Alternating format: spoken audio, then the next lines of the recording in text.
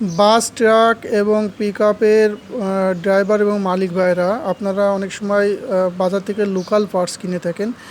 তো মনে করেন যে লোকাল পার্টস তো পার্টসই একবার বা দুইবার চেঞ্জ করব, এটা কোনো সমস্যা না। স্টিলের বা হচ্ছে লোহার জিনিস, এটা কি সমস্যা? তো একই জিনিস, কিন্তু এর ভিতরে বিশাল পার্থক্য রয়েছে। আমরা এখন একটা ডিজেল ফিল্টারের ভিতরের পার্থক্য দেখব। আমার হাতে এটা দেখতে পাচ্ছেন, এটা অরিজিনাল ডিজেল ফিল্টার। এটা লেপার্সের একটা অরিজিনাল ডিজেল ফিল্টার এবং এটা বাজারে লোকালে পাওয়া যায়।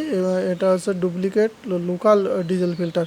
তো দেখুন আগে অরিজিনাল ডিজেল ফিল্টারের ভিতরে কি থাকে। অরিজিনাল ডিজেল ফিল্টারের ভিতরে দেখুন, এখানে আমরা কেটে দেখাতে পারছি যে এটা তিনটা অংশ থাকে। এটার কাগজের মান দেখেন, এটা অনেকটা, এটা একটা এই যে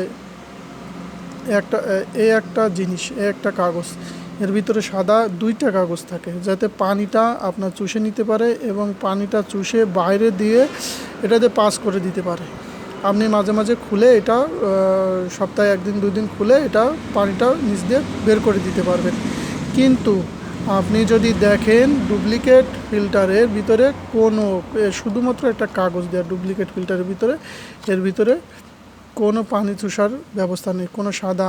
আমার অশোক লেল্যান্ডের লেপার্সের তিনটা লেয়ার থাকে, একটা ফিল্টারের ভিতরে কাগজের তিনটা লেয়ার থাকে, কিন্তু একটা লোকাল ডিজেল ফিল্টারের ভিতরে মাত্র একটা কার্টুনের পেপার, জাস্ট কার্টুনের পেপার দেওয়া থাকে, যেখান থেকে আপনার ইঞ্জিনের ভিতরে তেল ময়লা চলে যেতে পারে এবং ইঞ্জেক্টর বা পাম্প, আপনার পাম্পের ইঞ্জেক্টরের এবং ইঞ্জিনের বড় ধরনের ক্ষতি করে দিতে পারে।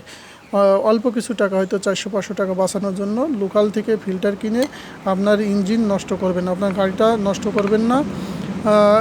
এর জন্য আপনারা অরিজিনাল লেপার্সে ব্যবহার করুন। ধন্যবাদ।